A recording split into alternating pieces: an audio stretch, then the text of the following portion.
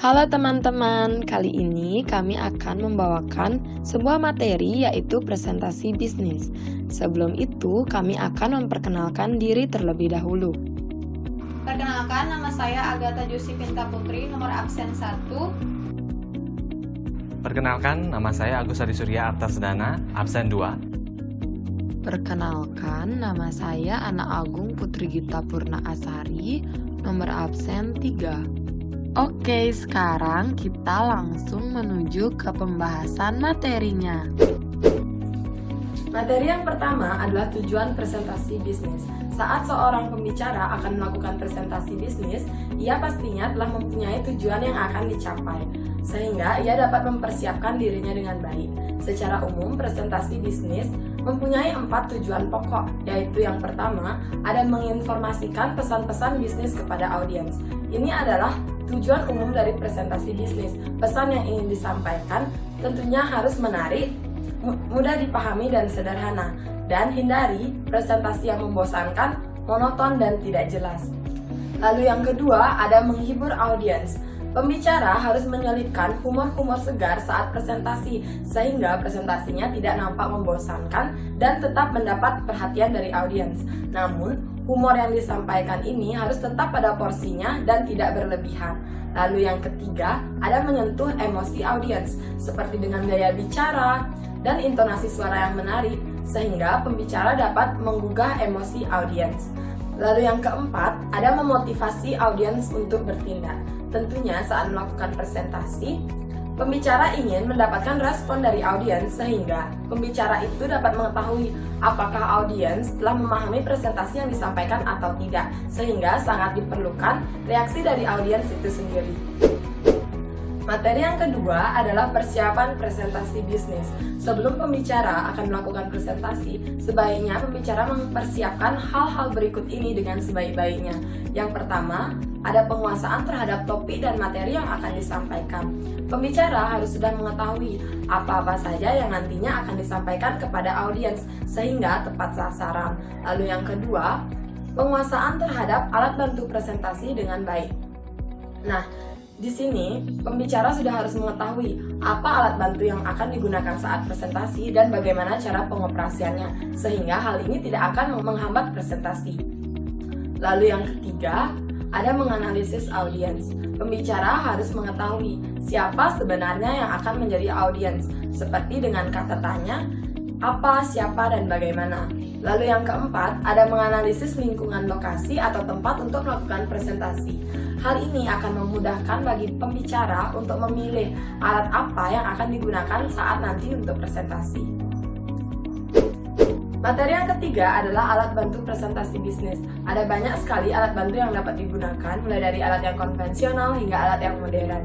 Namun alat ini juga harus disesuaikan dengan kondisi lingkungan saat presentasi. Alat bantu presentasi bisnis yang pertama ada blackboard dan whiteboard. Alat ini sudah termasuk alat bantu presentasi yang cukup kuno. Keunggulannya adalah mudah melakukan koreksi, namun tulisan tangan seringkali sukar untuk dibaca oleh audiens. Alat bantu yang kedua adalah flip chart. Flip chart adalah sebuah papan yang dilengkapi dengan lembaran-lembaran kertas, sehingga sebelum presentasi, pembicara dapat menyiapkan terlebih dahulu materi yang akan disampaikan. Dan pada saat presentasi, pembicara juga dapat merujuk ke halaman sebelumnya. Namun, ini juga memiliki kelemahan, yaitu tulisan tangan seringkali sukar dibaca oleh audiens. Lalu yang ketiga, ada transparansi overhead proyektor. Ini memanfaatkan teknologi komputer untuk membuat bagan gambar ataupun grafis dengan kualitas yang lebih tinggi. Namun seringkali pengalihan secara manual saat presentasi mengganggu pembicara saat menyampaikan materi.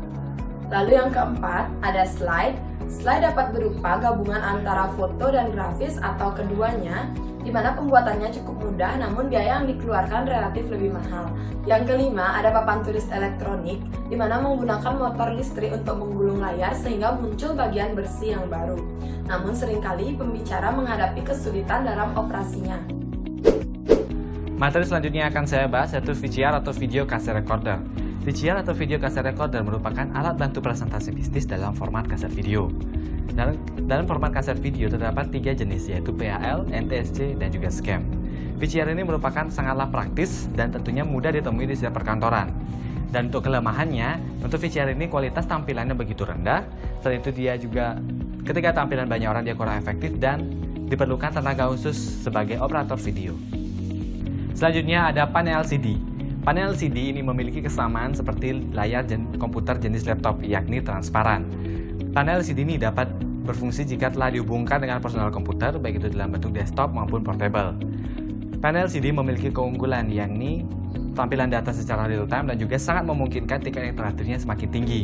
Namun panel LCD ini juga memiliki kelemahan, yaitu panel LCD ini memiliki kualitas gambar yang rendah dikarenakan kekuatan watt yang dimiliki begitu rendah.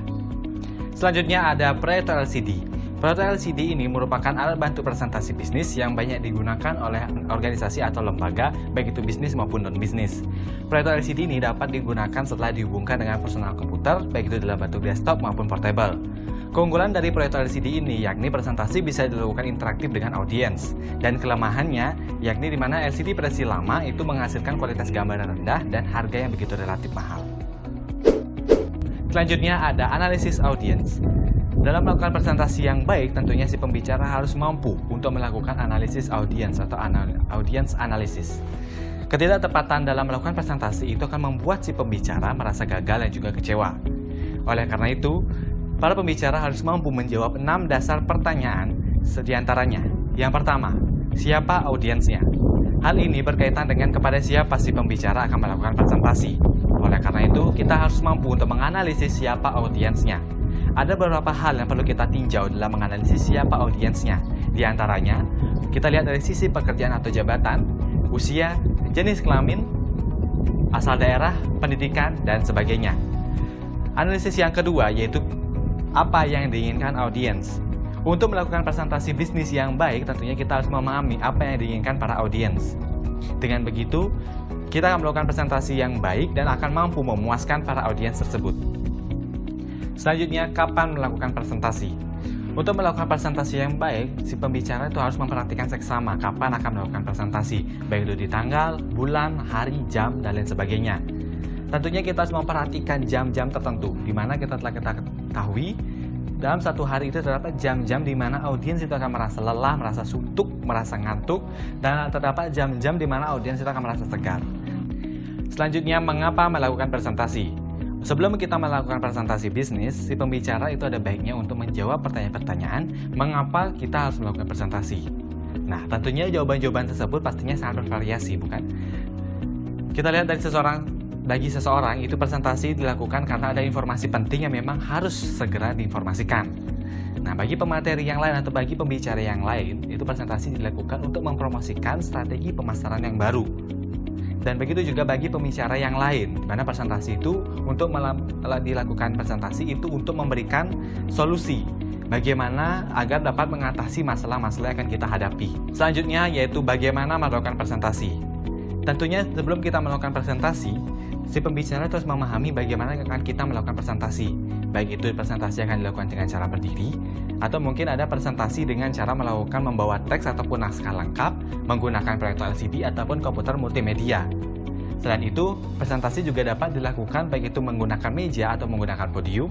Selain itu juga dipresentasikan menghadap di meja yang mengarah ke depan. Selanjutnya ada analisa tubuh. Nah, dalam melakukan presentasi bisnis, pembicara terus mampu untuk mengetahui bagaimana cara kita untuk mengekspresikan ataupun gerakan-gerakan yang kita lakukan dalam presentasi. Karena bukan hanya di ucapan saja yang akan menjadi perhatian, dalam presentasi bisnis, gerakan tubuh dari si pembicara tentunya akan juga menjadi perhatian oleh para audiens. Nah, ada beberapa hal yang perlu kita tinjau dalam melakukan analisa tubuh. Yang pertama, yaitu dari ekspresi wajah. Wajah tentunya merupakan salah satu komunikasi ataupun bahasa tubuh untuk mengekspresikan emosi diri seseorang tanpa harus ditutup-tutupi. Baik itu kesenangan, sedih, marah, cemburu, dan lain sebagainya. Selanjutnya yang kedua itu ada senyuman. Nah, tentunya dalam presentasi bisnis, senyuman ini sangat diperlukan ataupun sangat penting dalam presentasi bisnis. Karena dengan senyuman yang polos, si presentasi atau si pembicara tersebut akan terlihat lebih bersahabat dalam melakukan presentasi. Selanjutnya yang ketiga adalah ada kontak mata. Kontak mata atau eye contact yang efisien dan juga efektif itu merupakan salah satu profesionalitas si pembicara. Nah, dalam melakukan presentasi bisnis yang baik, si pembicara harus memandang atau fokus pandangannya kepada audiens, bukan kepada sisi-sisi hal yang lain yang ada di ruangan tersebut. Selanjutnya yang keempat ada gerakan tangan. Gerakan tangan pada saat melakukan presentasi bisnis itu akan menunjukkan keyakinan dan juga memperkuat topik yang akan kita bahas. Misalnya, si pembicara akan melakukan gerakan tangan dengan cara terbuka seperti ini. Itu menunjukkan si pembicara menunjukkan sikap yang kejujuran dan juga keyakinan. Selain itu, dengan melakukan gerakan mengepal tangan seraya diangkat ke atas seperti ini. Nah, itu menunjukkan suatu ketegasan atau kebulatan suatu ide. Selanjutnya yang kelima ada gerakan bahu. Gerakan bahu pembicara dalam melakukan presentasi itu akan menunjukkan sikap kepercayaan diri ataupun sikap menyerah dari si pembicara. Misalnya dengan melakukan gerakan bahu tegak seperti ini dan juga dengan kepala ke atas itu menunjukkan pembicara yakin ataupun siap tampil akan melakukan presentasi. Nah, begitu juga sebaliknya. Jika si pembicara melakukan bahu yang menunduk seperti ini dengan diikuti kepala yang menunduk, itu artinya menunjukkan sikap si pembicara tidak siap untuk tampil dan menyerah. Selanjutnya yang keenam ada gerakan kepala. Gerakan kepala bagi si pembicara itu akan menunjukkan sikap setuju dan juga tidak setuju. Dan yang terakhir yaitu cara berdiri. Presentasi dapat dilakukan dengan cara berdiri, duduk, ataupun berdiri di atas podium. Namun, dengan cara berdiri di atas podium itu pasti presentasi akan dilihat lebih formal dan lebih kaku. Nah, alternatif ataupun solusi yang dapat dilakukan itu adalah dengan berdiri bebas ataupun bergaya bebas di depan audiens. Nah, dengan berdiri bebas atau bergaya bebas dalam melakukan presentasi itu pastinya akan memberikan keleluasan dan juga kebebasan dalam menyampaikan informasi yang akan dipresentasikan. Materi selanjutnya yaitu tentang peninjauan lokasi. Peninjauan lokasi merupakan hal yang perlu dipertimbangkan sebelum melakukan presentasi bisnis. Seringkali pembicara memasuki ruang presentasi bisnis tanpa adanya peninjauan sebelumnya. Hal itu dapat mengganggu kenyamanan dalam presentasi bisnis. Misalnya penyediaan sound system seperti mikrofon, bagaimana cara mengoperasikan alat bantu visual tersebut seperti overhead projector, LCD projector, dan VCR. Di samping itu, peninjauan lokasi mencakup antara lain tempat duduk dan tata letaknya, ruangan ber-AC atau tidaknya, tata lampu, podium, layar screen, proyektor, dan sejenisnya. Bagi pembicara dan audiens, ruangan ber-AC akan memberikan kenyamanan dalam melakukan presentasi bisnis. Lain halnya jika presentasi bisnis dilakukan di dalam ruangan yang tidak ber-AC, di mana pembicara dan audiens akan merasa cepat gerah. Dan di samping itu juga presentasi bisnis yang dilakukan di ruangan yang tidak ber-AC akan menyebabkan sinyal-sinyal nonverbal seperti audiens yang mengantuk, audiens yang berkipas-kipas maupun audiens yang bersandar ke belakang. Di samping itu, pembicara sebelum melakukan presentasi bisnis perlu melakukan pengecekan terhadap posisi podium. Apakah posisi podium sudah tepat dan tidak mengganggu pandangan para audiens yang hadir.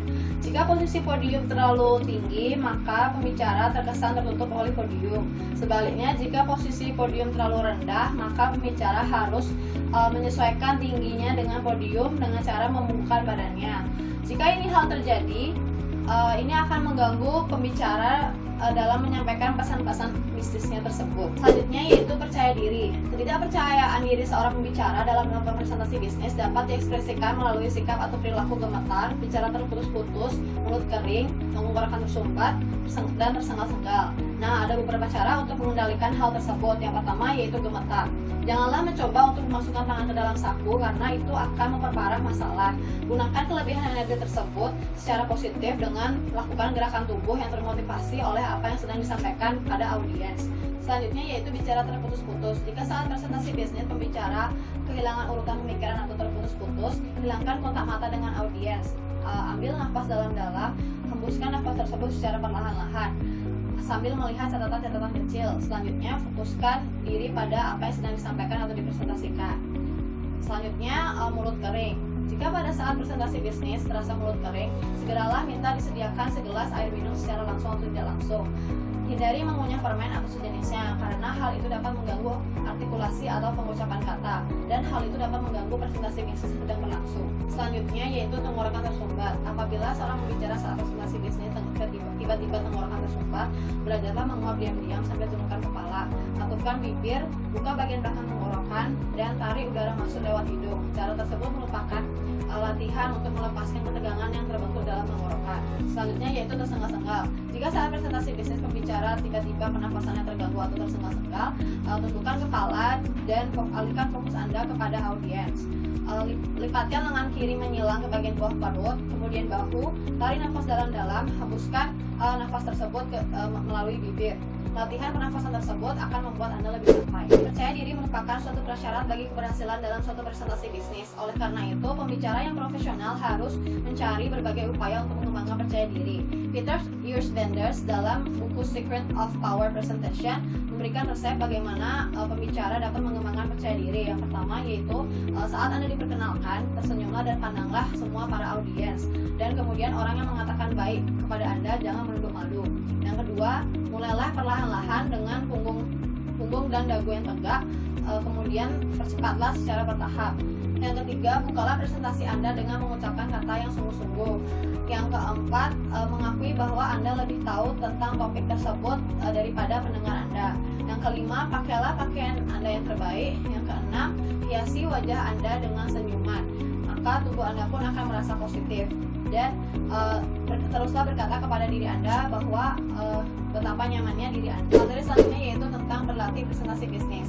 Berlatih presentasi bisnis dapat dilakukan melalui berbagai kegiatan di dalam organisasi bisnis, mulai dari lingkup yang kecil internal sampai lingkup yang lebih luas eksternal.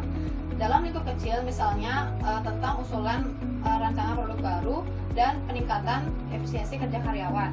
Dalam lingkup eksternal misalnya presentasi bisnis untuk kerjasama bisnis dengan pihak lain dan usulan ekspansi pabrik.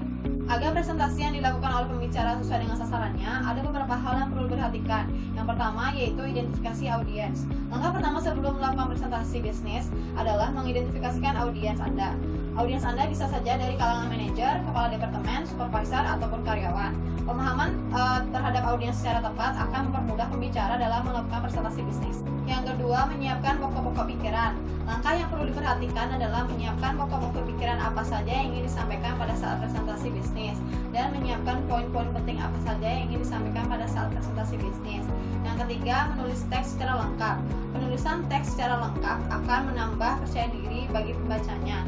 Namun yang perlu diperhatikan adalah bagaimana cara menyampaikan materi kepada audiens dengan cara menarik dan tidak membosankan. Yang keempat, menyiapkan rangkuman ke dalam sub-sub judul.